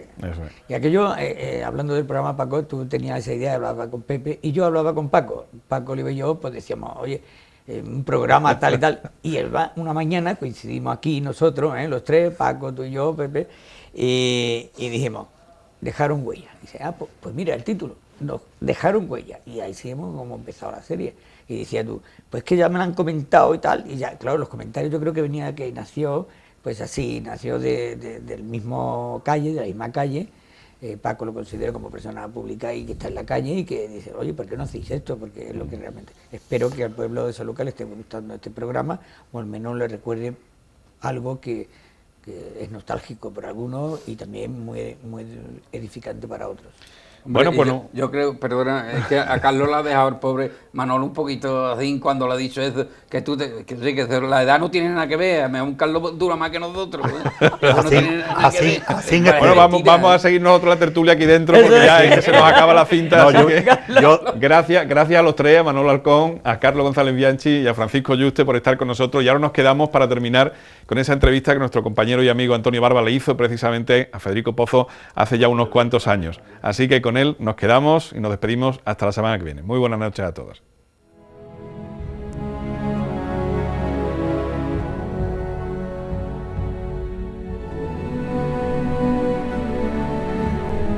Hola, buenas tardes. Después de haber visto las imágenes del barrio con que hemos comenzado hoy nuestro programa, el barrio, la música de Manolo Sanlúcar, vamos a comenzar nuestro segundo programa. Y hoy tenemos a una persona que supongo que todos conocen. Sobre todo, bueno, conoce todo el mundo, pero sobre todo la gente del barrio, Federico Pozo. Él es presidente de la Asociación de Empresarios y algunas cosas más, ¿no, Federico? Sí, vicepresidente de la hostelería, y nada más, ¿no? Directivo y vocal de otras asociaciones, bueno, y miembro de muchas, pero vamos, yo creo que el participar es lo bueno, ¿no? Pasa que tampoco puede estar uno en todos los frentes. Más que nada me dedico a la asociación de empresarios y a la hostelería, que es mi propio gremio. Pero hoy estamos aquí para hablar de otra cosa. Sí. Hoy estamos aquí para, como hemos visto en las imágenes, para hablar del barrio. Porque tú te has llevado ¿cuántos años viviendo en el barrio, Federico? Bueno, yo nací en el Bar Rocío en el año 38 en diciembre y ya me vine al mercado, a la calle Trascuesta, en el año 71, a mediados del año 71, en el que ya me instalé aquí, que este bar lo tenía mi padre, pero que yo donde he pasado toda mi juventud y donde me casé, donde eso fue en el barrio. El barrio, ¿no? El barrio. Y para hablar del barrio, porque es uno de esos temas que a mí siempre me han gustado. Yo no había conocido el barrio, la verdad, no es como tú que naciste allí. Yo no había conocido el barrio hasta los años 70 o 70 y pico, fíjate tú, viviendo en Sanlúcar no había conocido el barrio. Y la primera vez que estuve en la radio fue en el barrio y desde entonces me enamoré del barrio, concretamente de la calle, bueno, estuvimos en todas las calles, la calle Pirrao, la calle San Antonio, la calle Rubiño, Fariña también, no es en el barrio, es que son unos nombres muy parecidos. Todas aquellas calles me encantaron y además fui conociendo un poco las historias habidas por allí, de las que tú puedes contarnos un montón, ¿no, Federico? Bueno, anécdotas y vivencias sí hay. Yo creo que toda aquella persona que pertenece al barrio, que ha nacido, que ha vivido en el barrio, bueno, tiene nostalgia, puede que tenga mucha nostalgia y muchas vivencias, por supuesto, porque en el barrio se ha vivido intensamente lo que ha sido otra época, otra vida, otra forma de vivir distinta a la de hoy. Y entonces, claro, las circunstancias de la vida dan los caracteres a las personas, aparte de aquello, yo no porque sea en mi barrio, sino que allí ha habido muy buena gente, muy canalla, por cierto, como yo, canalla, pero que un canallerío, digamos, sano, porque se le debe venir a todo el mundo, y las broncas y las peleas que se han ocasionado por cualquier tema, por cualquier lo que sea, pues luego a la hora de la verdad de cualquier problema que hubiera tenido cualquier vecino, porque prácticamente se ha vivido como una gran familia. Entonces a la hora de cualquier problema, de cualquier mal, que había mucho, entonces había muchas enfermedades, porque la verdad es que la higiene era totalmente nula, entonces se volcaba todo el mundo. Había peleado hace un rato, había peleado hace unos cuantos días, no se hablaba, la verdad es que se volcaban unos con otros y dentro de lo poco que allí tenían, pues sí se ayudaban mutuamente, continuamente. Me decía Mariquita Manoli, que es una mujer muy integrada dentro del barrio, muy conocida en el barrio, que bueno, que una de las cosas por las que se peleaban era por cuando iban a coger el agua. Dice, nos peleábamos a cubazos en limpio. Por supuesto, en la calle de San Salvador, en la plaza de San Salvador, estaba la Fuente del Piojo. Bueno, es que el barrio ha tenido, yo no sé si otros barrios lo habrá tenido, porque prácticamente del barrio, cada vez que teníamos que venir al centro, decíamos, vamos al barrio bajo. Al barrio bajo como si el barrio estuviese en alto. Entonces lo que pasa es que allí, en aquella época, estoy hablando ya de los años 40 y tantos, 50 o 50 y tantos, el tener agua, que no había, tener agua, cada casa, bueno, había casas que no tenían agua, otras sí tenían un pozo compartido entre 2 o 3 viviendas, todas de vecinos por supuesto, pero que no era potable. Entonces el agua de beber sí había que ir a cogerla a la fuente. Claro, en la fuente se ponía atiborrada de gente, de cubos, de cántaro, de los cubos de latón que había antes, y claro, esto todo el mundo tenía, o la mayoría, el que podía, tenía una tinaja en su casa donde depositaba el agua potable, y claro, era un problema el acceder al grifo, porque la verdad es que también existía la picaresca, de que, bueno, picaresca yo entiendo que no, la verdad es que mucha gente que no tenían acceso a la comida de ninguna clase, había una escasez de alimento total. Entonces mucho lo que se buscaba en cuatro ayudas de lo que sea, de que alguien le podía dar, otro que también era tan pobre como él, pero que a lo mejor estaba yendo al campo o no podía la mujer o lo que fuera, o estaba trabajando, era en vez de coger un cubo, pues coger 5 o 6 cubos, ¿no? Lo iba apartando, luego la hija de esa mujer se lo iba llevando a la una y a la otra, claro, entonces causaba la desesperación del que le corría el turno, ¿no?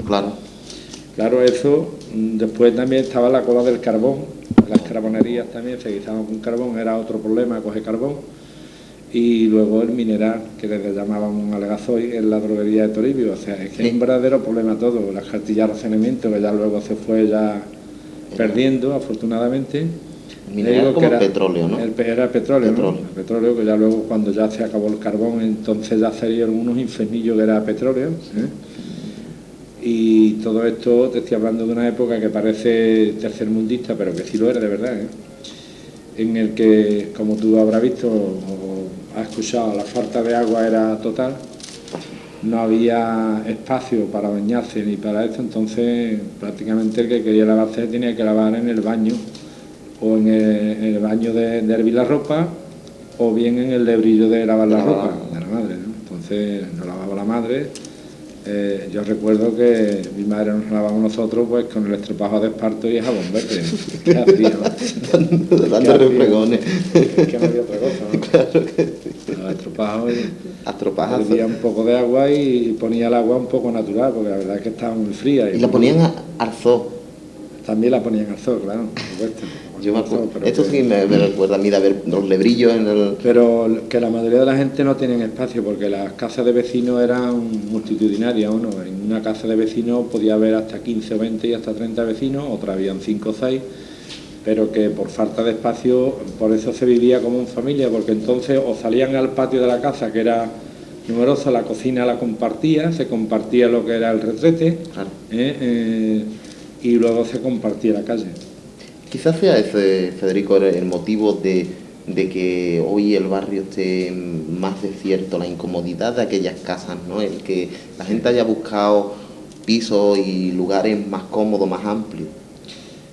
No, yo creo que es el cambio brusco que ha cambiado, que ha dado la sociedad, ¿no? Porque indudablemente yo creo que casa de vecinos ahora vive en toda España.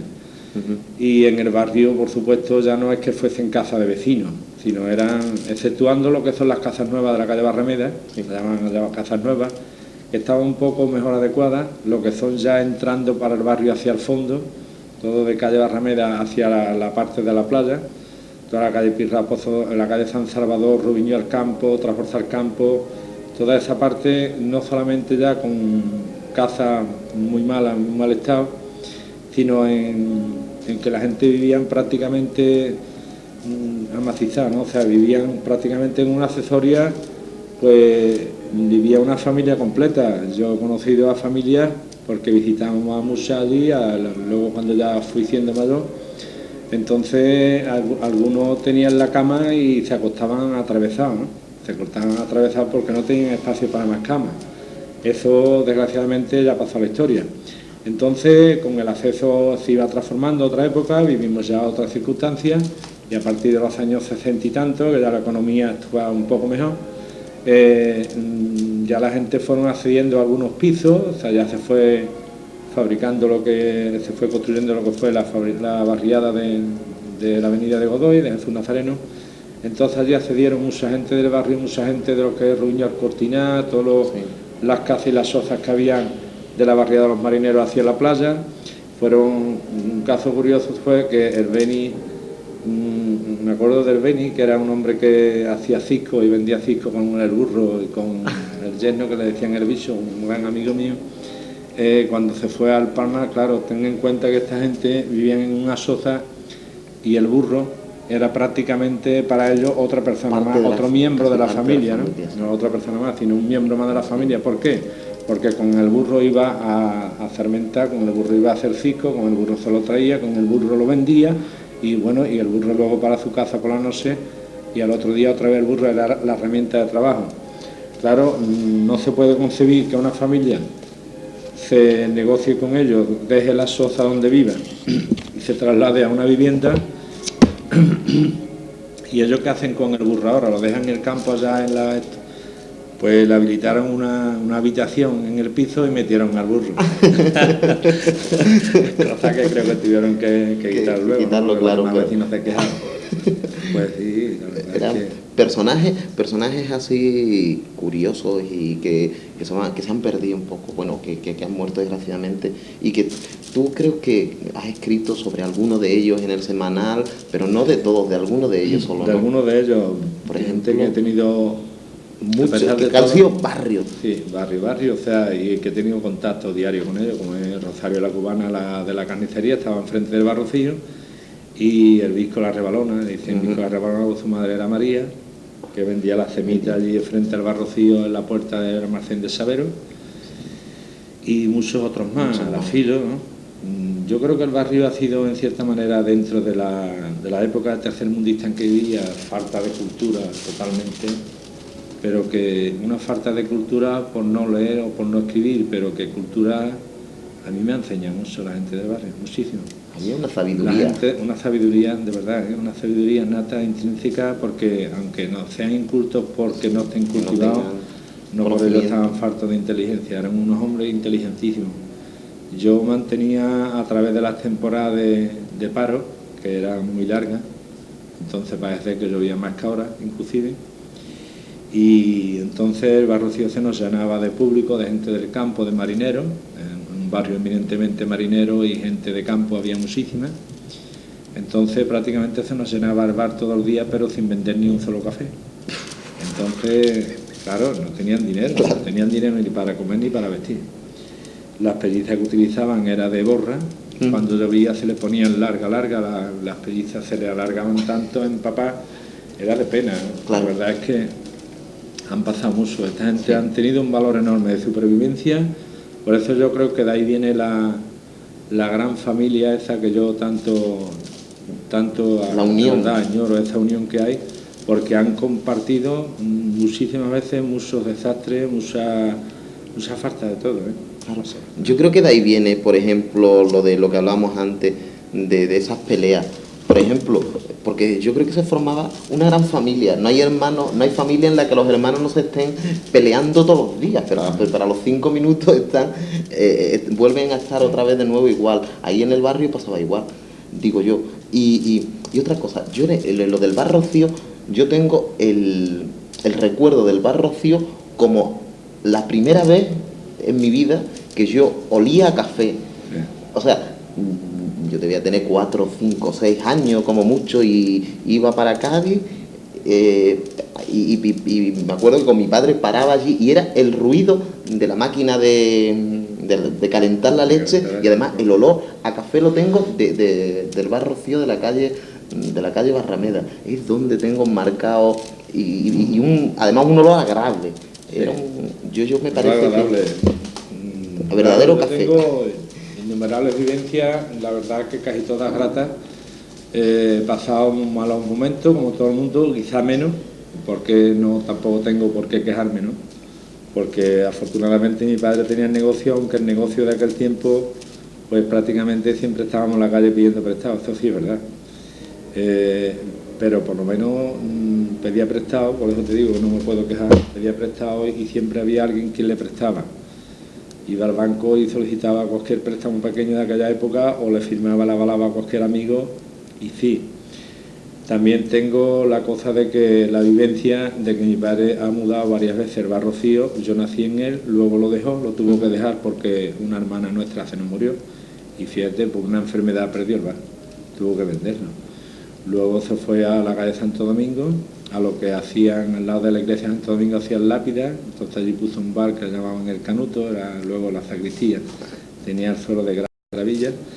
Bueno, y allí pedía a mi padre hasta 40 duros para comprar vino para luego venderlo. O sea, era un problema buscar 40 duros en la época. Yo es que no sea un viejo, voy a cumplir 50 años, pero me acuerdo perfectamente de todas aquellas cosas. Luego otra vez volvió a recuperar el Bar Rocío. Teníamos una tienda más abajo, en la otra esquina, la esquina de Cádiz Pirrao. Y luego volvió pero el Bar Rocío ha sido prácticamente lo que es toda mi vida, ¿no? Porque ya luego, a partir del año 52, volvió mi padre a coger el Bar Rocío y yo prácticamente allí he pasado las horas, bueno, prácticamente todas las horas del día, exceptuando la noche que dormía. He estado desde por la mañana hasta las 2, las 3, las 4 de la mañana. Entonces las horas de trabajo en un bar eran interminables. Y si había una corrida de toros, o había un domingo, o había una fiesta, muchísimo más. Lo que pasa es que luego era maravilloso, ¿verdad? Se ponía la calle Barrameda, vehículos apenas había. Entonces ponía la calle Barrameda totalmente cubierta de gente pasando y a la hora de recoger los toros lo mismo, ¿no? Decía la gente, voy a ir a ver la salida de los toros. No iban a ver los toros porque no había dinero para ver los toros, sino a ver la salida. Bueno, y mucha gente trepando a través de las paredes aquellas, de los escalones aquellos de las ranuras de la pared, que algunos se han caído para colarse a ver una corrida de toros trepando, ¿no? Vehículo no había, era una sorpresa o una cosa inaudita ver pasar a un coche blanco, era un Rolls Royce de una señora, sí, iba todos los veranos, y entonces donde estaba el Instituto Francisco de Paseco estaba la Huerta de la Palma, una señora con un sombrero con una pluma, un Rolls Royce blanco con su chofer, con su uniformado, y era una cosa... Y ahí viene el coche, ¿no? Ahí viene el coche de la señora, el coche blanco, y salíamos corriendo. Los entierros también ocasionaban expectación entre la chiquillería de allí. Porque entonces eran muy espectaculares también. Muy espectaculares todos, ¿no? ¿Sabes?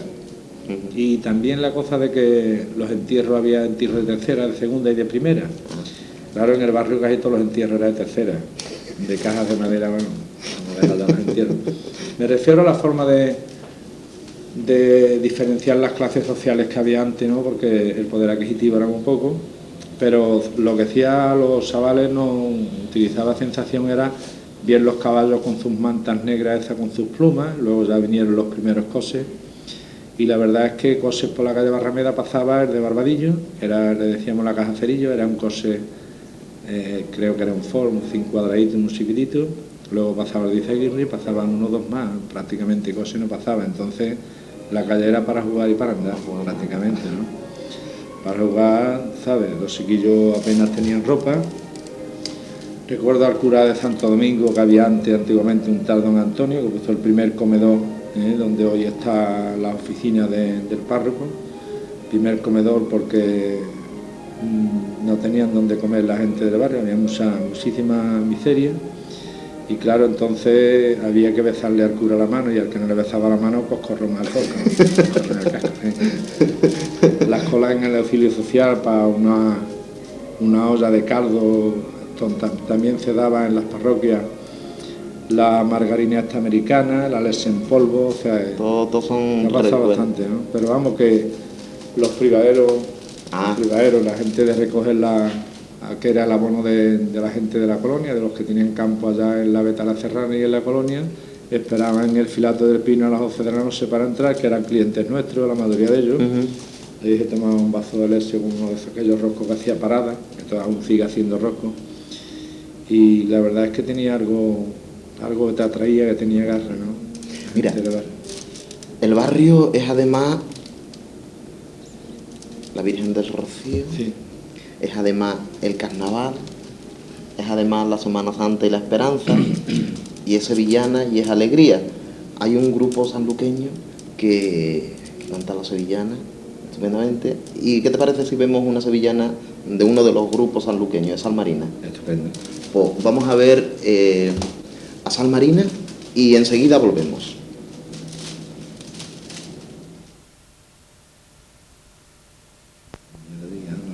Los oficios. Sí. Que no los oficios. Los oficios que todavía siguen. Oficios como espartero, sillero.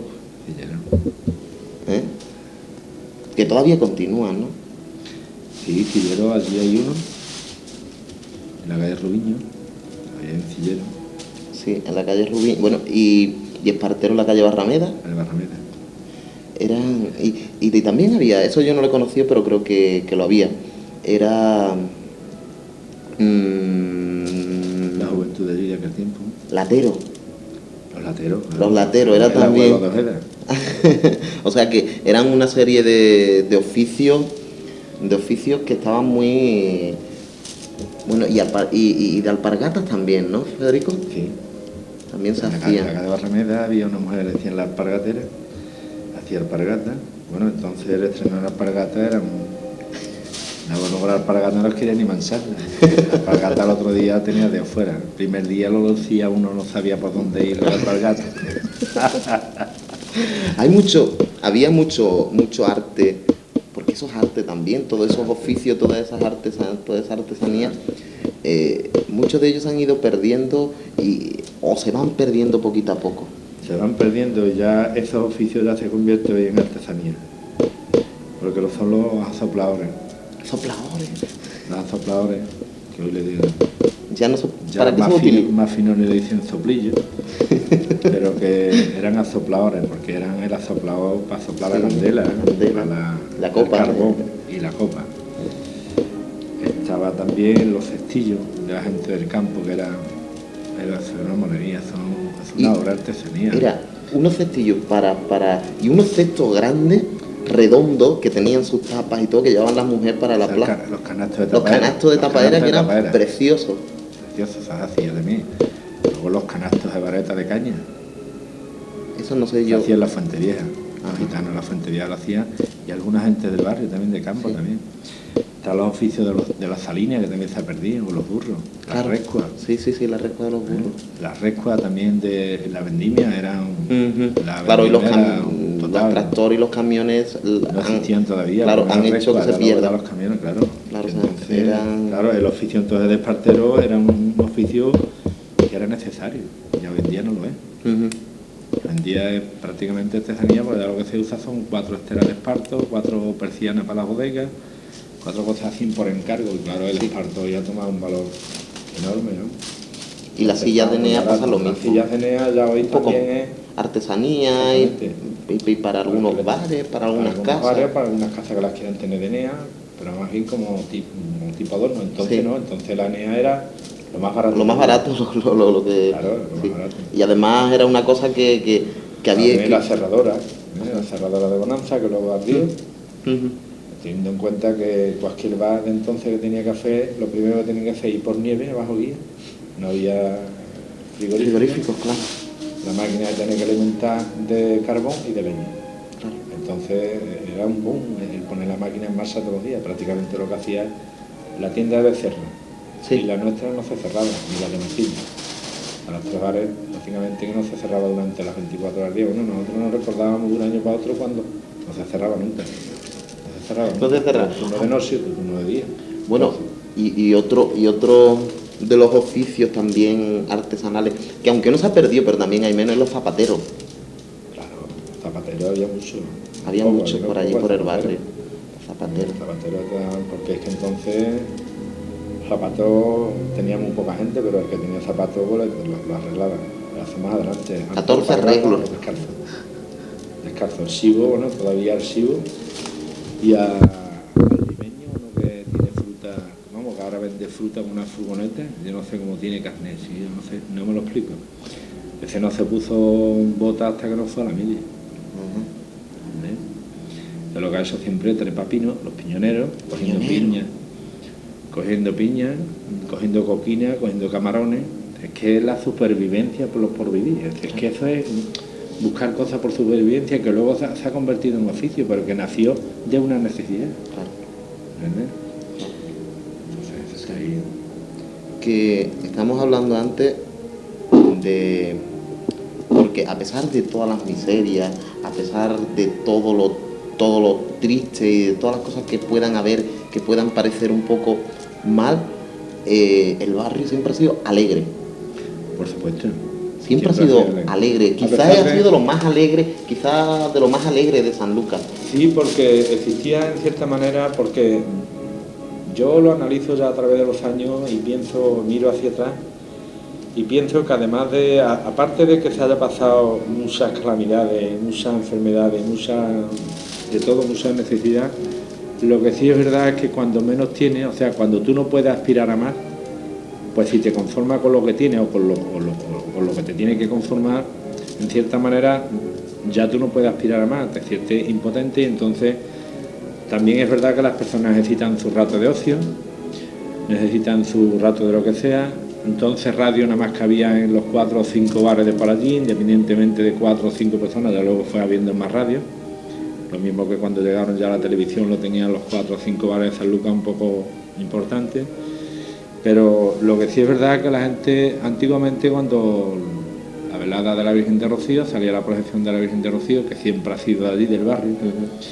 Anteriormente a eso, para anunciar lo que era la romería, venía el pitero y se llevaba 1 mes o 2 meses con un cadero recorriendo las calles de Sanlúcar, y en el barrio había muchísimos rocieros, en la Veta de la Serrana e inclusive en la colonia, por supuesto.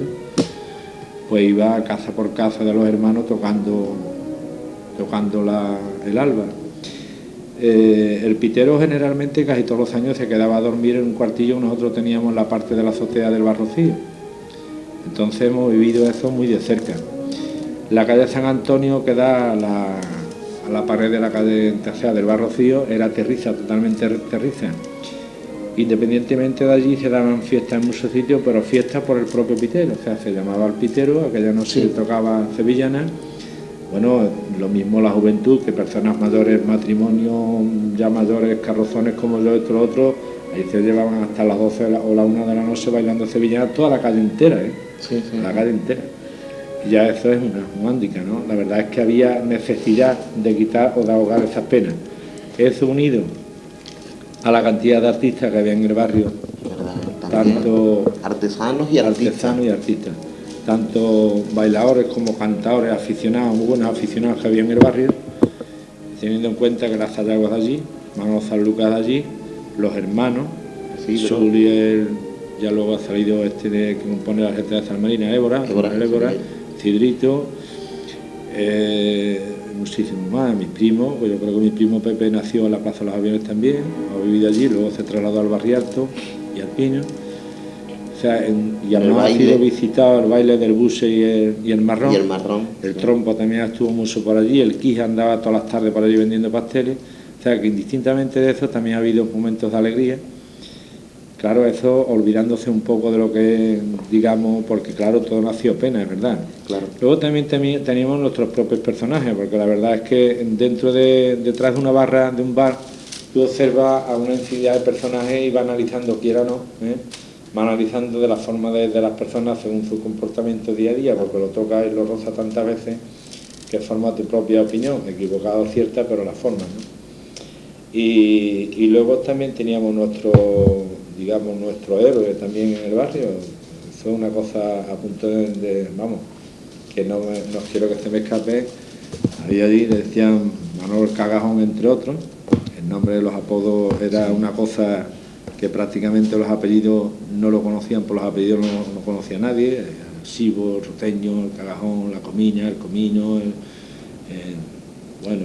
Pingo, qué sé yo. Todo eran una infinidad de apodos enormes, ¿no? Paco Larto, el Barrabás, ya te digo que, y la marinería lo mismo, ¿no? La gente del campo lo mismo, los Saberas, muchísima gente, todos con apodo y sin apodo, ya luego también por oficio, fulanito el espartero, Joselito el espartero, el otro el salinero, según a lo que se dedicaba también, ¿no? Pero que indistintamente allí ha habido mucha solera y los oficios, como tú decías antes, yo creo que independientemente, claro, la propia demanda de aquella época, en el que teniendo en cuenta que la caballería o los burros, los caballos del campo, tanto para recoger lo mismo hortalizas que para cargar la uva en vendimia, se utilizaban mucho los cerones, por supuesto, las albardas. Entonces los esparteros sí tenían un trabajo diario. Teniendo en cuenta que las amas de carbón con carbón, sí había gente que hacía sopladores, recuerda las sopladores. Teniendo en cuenta que la gente iban al campo a dormir afuera y se llevaban, o a sardía, se llevaban un poco de costo, entonces se utilizaba unos cestillos, eso de una especie de enea así infinita, ¿no? Que lo hacían y eran verdaderas obras de artesanía. Luego estaban también los canastos de varetas, estaban los canastos de tapadera, que utilizaban mucho para las grandes compras, para las cosas de peso, infinidad de cosas, ¿no? También recuerdo, como no, a los estrapelistas de aquella época, con estas bicicletas. Yo creo que para mí ha sido unos hombres demasiado, como para cualquiera puede hacer Superman, porque era una bicicleta enorme, con una rueda, con una llanta gordísima y que la verdad transportaban hasta 100 o 200 kilos, 150 kilos, una bicicleta a pedal por unos caminos rústicos, teniendo que evadir lo que es la vigilancia de tanto de la Guardia Civil como de los fielatos, para pasar la mercancía que ellos traían al pueblo, para ganarse la supervivencia, y que muchos de ellos liquidaban allí, lo mismo que los barcos pesqueros, muchos de ellos zafaban allí en el bar, era el zafo. Pues he visto una cantidad de personas enormes. La verdad es que el barrio para mí ha significado, yo creo que ha forjado mi forma de ser, ¿no? Y algo también estamos hablando antes del rocío, para mí también dentro de las fiestas era muy importante, y además vemos un poco la idiosincrasia del barrio, como es el único sitio donde, a pesar de estar súper prohibido, no se pierde el carnaval. Por supuesto. Hablar del barrio hay que hablar del carnaval. El carnaval en el barrio siempre ha tenido, bueno, no se ha perdido nunca, a pesar de la prohibición, hasta inclusive algunas veces se atrevían a llegar hasta la calle ancha. Aunque a sabiendas siempre iba con las máscaras, unos Además, cuantos... aquí nunca se la llama carnaval, ¿no? Aquí se le llamaban las máscaras. Las máscaras. Y bueno, Joselito el Colorado ha ensayado allí por el barrio, muchas veces ha ensayado dentro del Bar Rocío, en la habitación que teníamos allá dentro también ha ensayado mucho. La comparsa de Joselito el Colorado ha sido famosa, bueno, y todavía creo que siguen los discípulos, ¿no? Sí.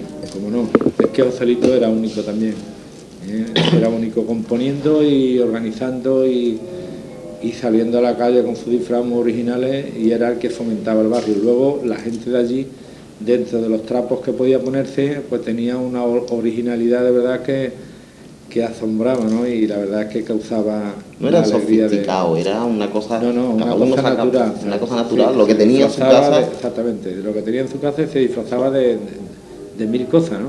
Sí. Entonces siempre, a pesar de todo, de estar prohibido, totalmente prohibido, en el barrio nunca ha dejado de haber carnaval. Ahora tenía la gente que salir corriendo, mira, por aquí hay una máscara, la esquina tal o la esquina cual, y salían a verla, pero que inmediatamente estaban los municipales, en aquella época, detrás de ellos, y claro, cualquiera pues lo escondía en su casa, ¿no? Cualquiera lo escondía en su casa. Por eso nunca se ha perdido, porque todo el mundo colaboraba con el que se vestía de máscara. Inclusive ya en los años 60 se atrevían hasta incluso a llegar al centro, a la calle Ansa, aunque luego tuvieran que salir corriendo para el barrio otra vez porque llegaba... Porque se solía llegar hasta la calle Santo Domingo, sí, entrada. hasta la Cruz de los Caídos, más o menos. Ya eso, de ahí para detrás es lo que es el barrio, digamos, ¿no? O sea que, la verdad es que ha sido... Después ha hablado de Joselito el Colorado, también estaba Meleco, Chilaga, y era 4. Chilaga, Meleco, Joselito el Colorado, yo no me acuerdo. Pues el barrio ha tenido mucho. Mucho de carnaval, ¿verdad? Mucho de carnaval. Y de carnaval y también de Semana Santa. Bueno, de Semana Santa... Porque la esperanza es del barrio, Siempre la han considerado del barrio y el Santo Entierro también. Y el Santo Entierro también.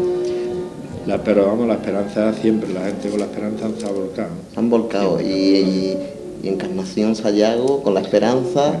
La cantaza esta, en Capellejo, Casa de Pellejo en la calle Rubiño, siempre la ha cantado, siempre. Teniendo en cuenta que Encarnación es una de las artistas más grandes de San Lucas. Yo quiero traerla un día. Sí, yo creo que merece la pena. Encarna conoce la historia de Bajo de Guía, conoce la historia de... Y además que tenía, hasta sus propios hermanos tiene una salsa, porque yo conocí a Juan, que cantaba estupendamente, papá que nunca llegó a cantar en público, cantaba por las calles, cantaba por allí en cualquier bar cuando tenía 2 copas, el propio Bajo de Guía, y hacía unas mímicas graciosísimas, pero tenía un cante precioso, un cante precioso. Y los demás hermanos también cantiñaban vendiendo el pescado, pregonándolo por las calles, con los canastos de aquella época. Porque también el barrio estaba muy cerca y no solamente, no geográficamente solo me refiero, sino estaba muy cerca de Bajo de Guía. El barrio también era muy marinero. Era marinero. Bajo de Guía todo también estaba unido. A través del callejón de la Capellita, teniendo en cuenta que la subasta del pescado se hacía en Bajo de Guía, los marineros volvían a pie, vamos, andando hacia el barrio y prácticamente el barrio era totalmente marinero en su mayoría. Mucha gente de campo también había, pero la mayoría de ellos eran marineros. Luego, hablando de los oficios, pues los cilleros también, gente que se dedicaban a coger piñas, eran verdaderos trepadores de los pinos, verdaderos especialistas en coger piñas, verdaderos especialistas en hacer jaulas, costillas, los cestillos, como te he dicho antes. Y los polleros de los pollos ingleses. Los polleros también, exactamente. Había una gran afición a los pollos ingleses. El otro día... En esquina se veía paseando a los pollos ingleses poniéndolo, ¿no? Poniéndole postura, para luego en los reñidieros. El otro día vi por allí algo rarísimo, que era a las 12:30 de la madrugada. Había 2 personas paseando los pollos ingleses, quizás porque como ahora es la época que hay mucho coche, no se puede pasear a otra hora. Y entonces aprovecha las horas nocturnas, porque me extrañó muchísimo ver a las 12:30 sería, paseando por allí, por el barrio, 2 pollos ingleses y los dueños detrás con su cañita, con su varita. Para ponerlo en postura. Para ponerlo en postura, sí. Para ponerlo ligero y... Federico, ¿y ahora cómo ves tú el barrio? ¿Cómo está ahora el barrio? El barrio lo veo...